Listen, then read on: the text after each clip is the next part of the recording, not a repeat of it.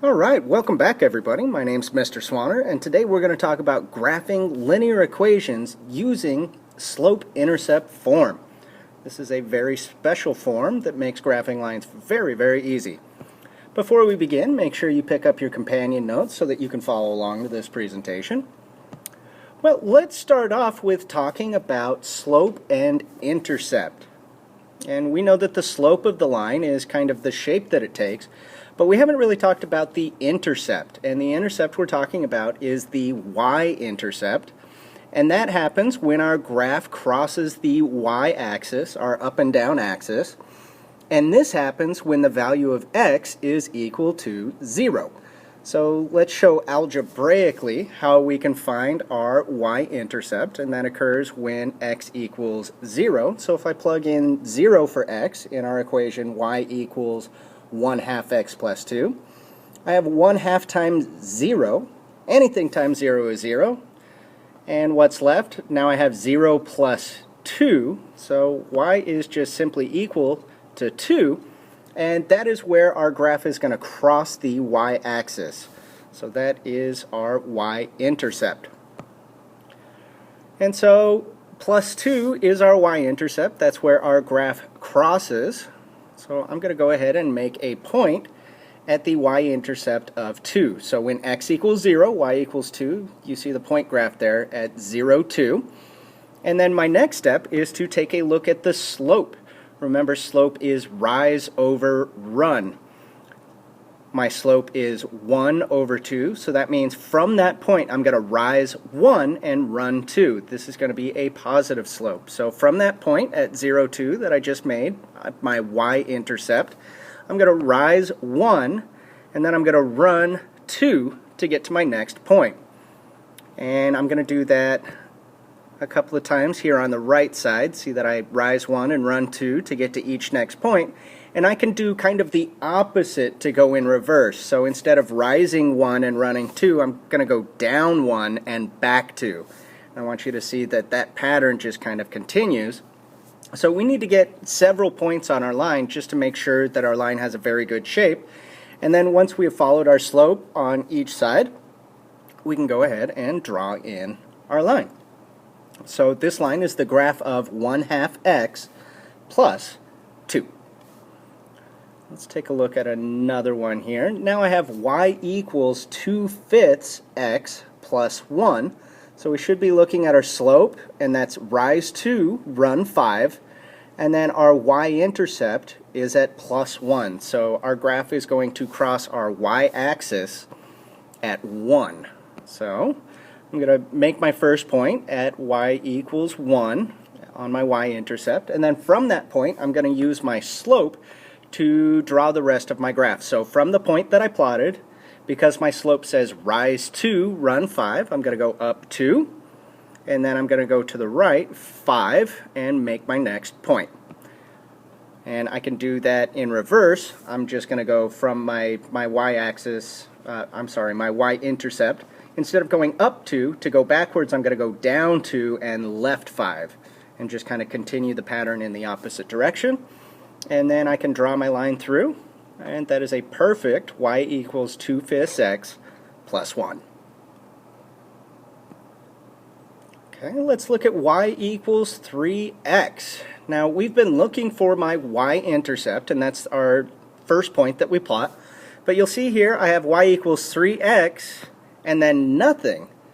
So my y-intercept, we could speculate that it is plus 0. So if you don't have anything after your x term here, that's just plus 0. So my graph is going to cross at 0, 0 at the origin. And then I'm going to use my slope to graph the rest of my line. But I don't have a rise over run, I just have one number. Well, remember that if you see just a single number standing alone, that it can be interpreted as that number over 1. So the number 3 is the exact same thing as 3 over 1. So I'm going to use that 3 over 1 as my rise over run. So I'm going to rise 3 and run 1. So from this point at 0, 0, I'm going to rise 3 and run 1. And that'll give me my point. And I can do that again. I'm just going to rise 3 and run 1. And then I'm going to look to do it backwards. So from my point at the origin, instead of going up 3, I'm going to go down 3 and back 1. And then down 3 and back 1 again. And that gives me a really good picture and several points to draw my line through. And there I have my graph of y equals 3x. Okay, now I have y equals 1/3 x minus 2. So I'm going to do the same thing. I'm going to look at my y-intercept. Where is my graph going to cross? In this case, it's going to cross at -2. So my line is going to cross my graph at -2. I need to put my first point at y equals -2. And then I'm going to use my slope to get the rest of my points. My slope is rise 1, run 3. So I'm going to go up 1. And over 3. And then I can do up 1 over 3 again. And then to go backwards, I'm going to go down 1 and back 3 to continue my pattern. And after that, I can draw my line, and I have my graph. Well, let's take a look at some negative slopes. So now I have y equals -2/3 x plus 1.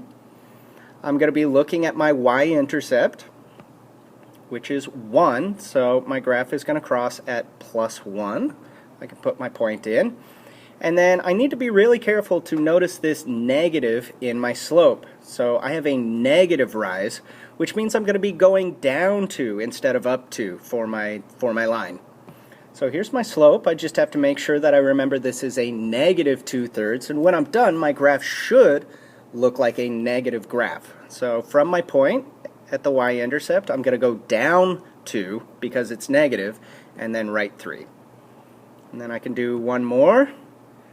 Again, I just went down 2 and right 3, and then to continue the pattern backwards from my y-axis, I'm going to go up 2 and back 3, and then up 2 and back 3. Now I have my points, I can draw my line, and I am all finished. Let's take a look at another negative slope, and this one has a negative y-intercept. So I'm going to start at -1 on the y-axis. So I put my point at -1, and now I need to find my slope. My slope is -2, but I feel like I'm missing one value. Remember that if I have a standalone number, -2 is the same as -2 over 1. So now I have a rise of -2 and a run of 1. Let's be very careful that we make sure to include our negative. So I'm going to follow my slope because it's a -2 over 1. I'm going to go down 2 and right 1. And then I can go down 2 and right 1 again. And then down 2 and right 1 again. And if I had a much larger graph, I could do this forever. And we're going to go ahead and do it in the reverse direction. So instead of going down, I'm going to go up 2 and back 1, up 2 and back 1, up 2 and back 1, and my graph is ready to go. Draw my line through, and I'm all done. Just have a couple more examples for you here. Y equals -4. Well, in this example, we don't have any x's at all. But we do have y equals -4, and that tells me where my y-intercept is. So I can put my point at y equals -4. And again, we have 0x. So it doesn't really matter what x is. For x is anything, y equals -4. So if x is 1, y equals -4. There is no slope here. So again, if x is 1, y is -4. If x is 2, y is -4. If x is 3, y is -4. So on and so forth. So for 4, 5, 6, if x is 100, y is equal to -4. And I can do the same thing backwards. If x is -1, y is equal to -4. If x is -2, y is -4. So on and so forth. So now I have my points, and I should end up with a line that has 0 slope, or no slope.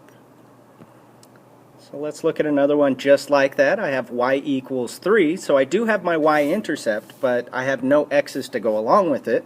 So y equals 3 if x is 0, y equals 3 if x is 1, 2, 3, 4, 5, 100, a million, a billion, a trillion. And in the negative direction, y is equal to 3 if x is -1, or -2, or -3, or -1 billion. So we're going to have a straight line that goes on and on forever at y equals 3. And our last little example here is x equals 1, and it's the exact opposite of when we have y equals a number. We're saying x is equal to 1. So I'm going to put a point at x equals 1.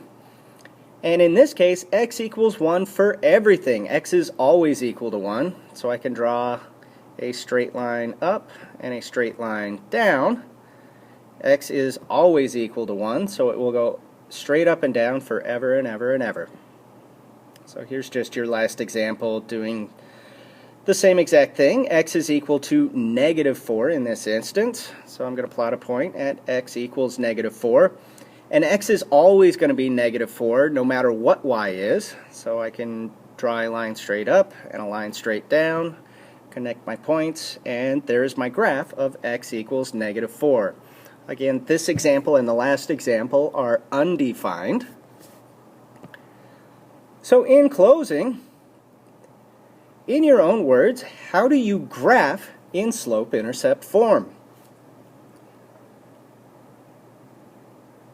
As you were watching in the video, what I did is the first thing I did is I plotted the y-intercept. That was the first thing I did, and from that y-intercept I used the slope to find all of my other points. So you're going to plot the y-intercept and then use the slope to make the rest of your graph. Your graph. Thank you very much for joining me. My name is Mr. Swaner, and until next time, study hard and keep practicing.